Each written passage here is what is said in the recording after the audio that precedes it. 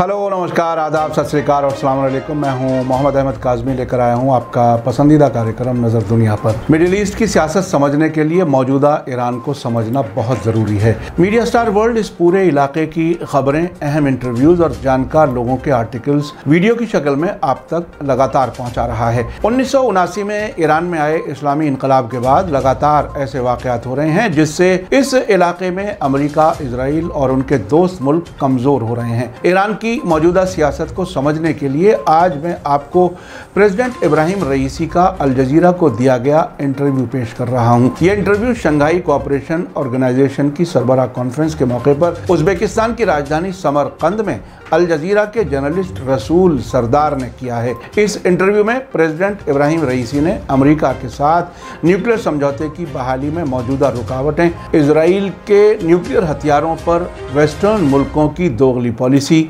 Iran और Saudi अरब के बीच Iraq में होने वाली बातचीत और यमन जंग के बारे में खुलकर बात की है। आज के इस एपिसोड में हम अल जजीरा की अंग्रेजी वेबसाइट और इसी इंटरव्यू के बारे में ईरान के प्रेस टीवी की वेबसाइट पर दी गई डिटेल की मदद ले रहे हैं। अभी तक अल जजीरा टीवी ने इस इंटरव्यू को नहीं दिखाया है और हम आपको उससे पहले इसकी तफसील पहुंचा रहे हैं। आमतौर पर इजराइल और अमेरिका के जिम्मेदार, ईरान के सुप्रीम लीडर आयतुल्ला खामेनाई, वहाँ के प्रेसिडेंट इब्राहिम रईसी और लेबनान के हिजबुल्लाह लीडर हसन नसरुल्लाह के बयानात और तकरीरों को बहुत गौर से सुनते हैं। उनका कहना है कि ये लोग कभी झूठ नहीं बोलते और जो कहते हैं वही करते हैं। आखिर तक ज़रूर देखें। अगर आपने अभी तक media star world YouTube channel subscribe नहीं किया है तो सब्सक्राइब कर लें और घंटी दबाना ना भूलें।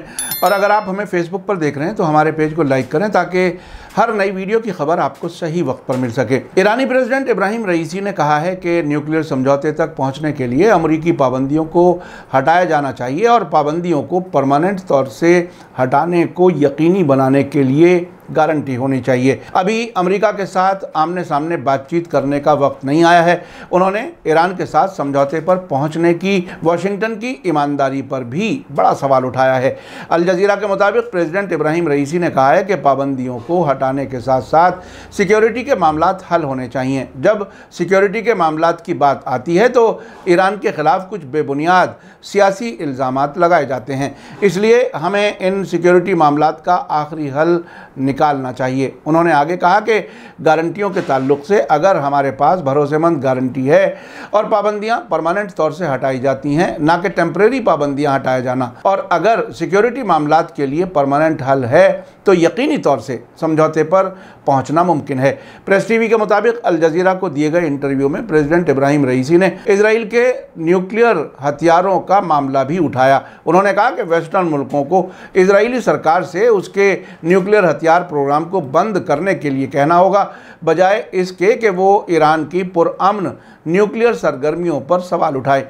हमें न्यूक्लियर सरगर्मियों को रोकने के लिए कहने से पहले वेस्ट को इजराइल से ये मांग करनी होगी जिसके पास सामूहिक हत्या के हथियार यानी वेपन्स ऑफ मास डिस्ट्रक्शन मौजूद हैं। प्रेस टीवी ने बताया है कि इजराइल, जो अपने परमाणु हथियारों के बारे में जानबूझकर ढुलमुल पॉलिसी रखता है, के पास एक अंदाजे के मुताबिक 200 से 400 परमाणु हथियार मौजूद हैं, जिससे ये वेस्ट एशिया में नॉन ट्रेडिशनल हथियारों का अकेला मालिक बना हुआ है। हालांकि इजराइल ने अपने फौजी न्यूक्लियर कारखानों के इंस्पेक्शन की इजाज़त देने या परमाणु अप्रसार संधि यानी NPT पर दस्तखत करने से इनकार किया हुआ है। ईरान समेत कुल 191 मुल्क इंटरनेशनल समझौते NPT में शामिल हैं, जिसका क़याम 1970 में पुरअमन न्यूक्लियर एनर्जी प्रोग्राम को बढ़ावा देने और दुनिया भर में परमाणु हथियारों को ख़त्म करने को आगे बढ़ाने के मकसद से किया गया था।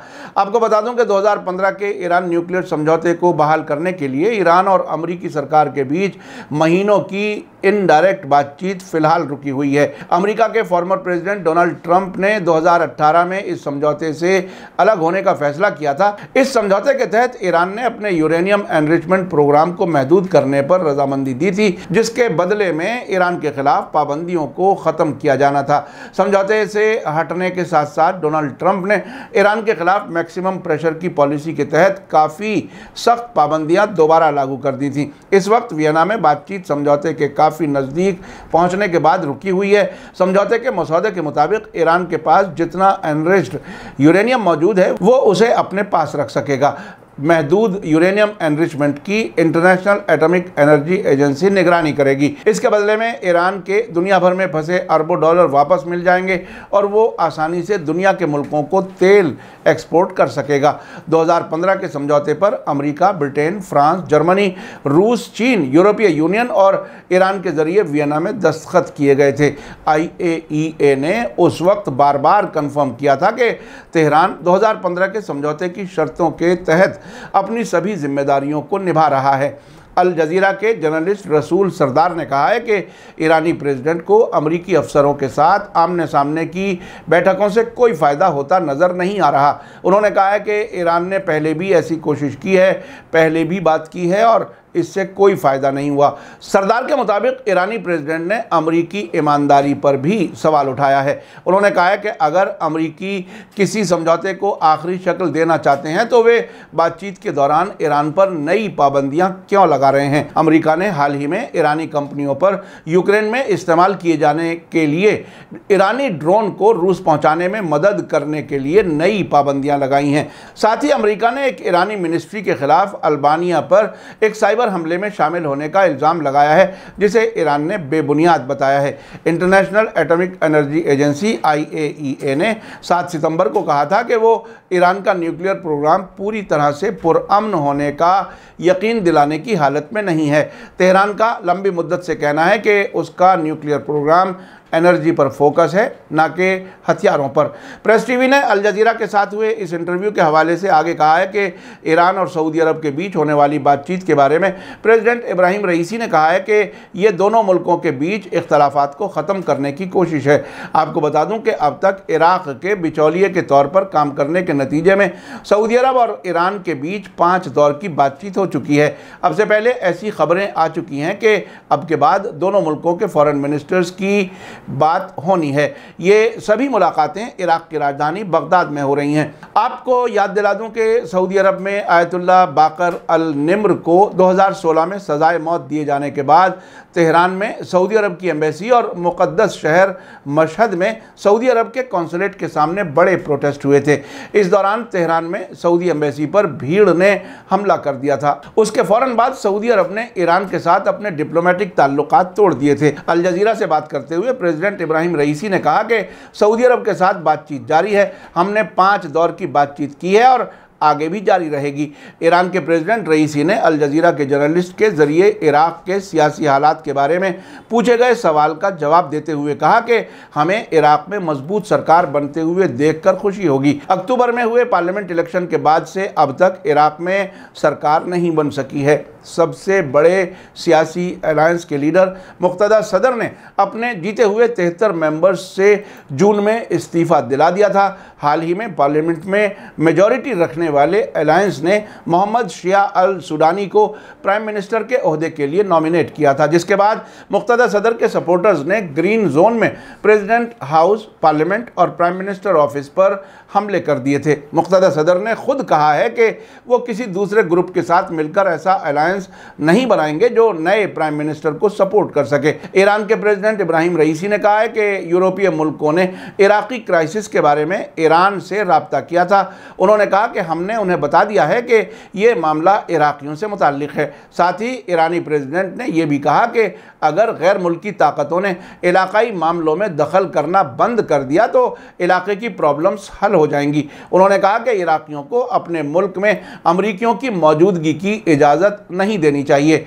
आपको बता दूं कि जनवरी 2020 में ईरान के कुद्स फोर्स के कमांडर कासिम सुलेमानी और इराक के हफ्ज़ शाबी के डिप्टी कमांडर अबू मेहंदी अल मोहंदिस को बगदाद एयरपोर्ट के नज़दीक अमेरिका के ज़रिए ड्रोन हमले में कत्ल किए जाने के बाद इराकी पार्लियामेंट ने इराक की ज़मीन से अमेरिका की लीडरशिप में सभी विदेशी फ़ौजों की वापसी को ज़रूरी करने वाले कानून को मंजूरी दी थी। दोनों कमांडरों ने इस इलाके में ख़ासतौर से इराक और सीरिया में दाइश टेररिस्ट को ख़त्म करने में अहम रोल अदा अदा किया था।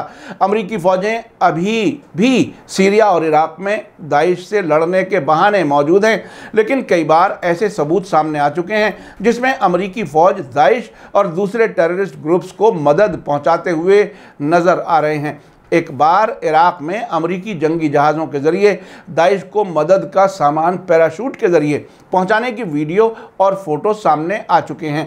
अल जज़ीरा के साथ इंटरव्यू के दौरान ईरान के प्रेसिडेंट इब्राहिम रईसी ने यमन में इस वक्त जारी जंगबंदी के बारे में एक सवाल के जवाब में कहा कि जंग काबू में करने के लिए, जंगबंदी लागू करने के लिए आखिरकार यमन का घेराव ख़त्म करना पड़ा है, जो कि हमलावर मुल्कों ने 2015 में जंग शुरू करने से ही लागू किया हुआ था। मार्च 2015 में अरब दुनिया के सबसे गरीब मुल्क यमन के खिलाफ जंग छेड़ने वाले सऊदी अरब की लीडरशिप वाले फौजी अलायंस के जरिए छिटपुट खिलाफ वर्जियों के बावजूद जंगबंदी लगभग जारी है। आपने देखा कि ईरान की सियासत में दुश्मन के सामने मजबूती से खड़े होने, इलाके के मुल्कों के साथ ताल्लुकात बेहतर करने और विदेशी ताकतों को इलाके से बाहर करने को किस हद तक अहमियत दी जा रही है। मीडिया स्टार वर्ल्ड लगातार नज़र बनाए हुए है। इसी के साथ मुझे दीजिए इजाज़त। आज का एपिसोड कैसा लगा कमेंट्स में ज़रूर लिखें। थैंक यू, धन्यवाद, शुक्रिया। जय भारत, जय हिंद। मीडिया स्टार वर्ल्ड के और वीडियो देखने के लिए हमारे चैनल को सब्सक्राइब करें और सीधे नोटिफिकेशन पाने के लिए बेल आइकन दबाएं। और अगर हमारी खबर सच्ची और अच्छी लगे तो अपने व्हाट्सएप, इंस्टाग्राम, फेसबुक और ट्विटर अकाउंट पर ज़रूर शेयर करें।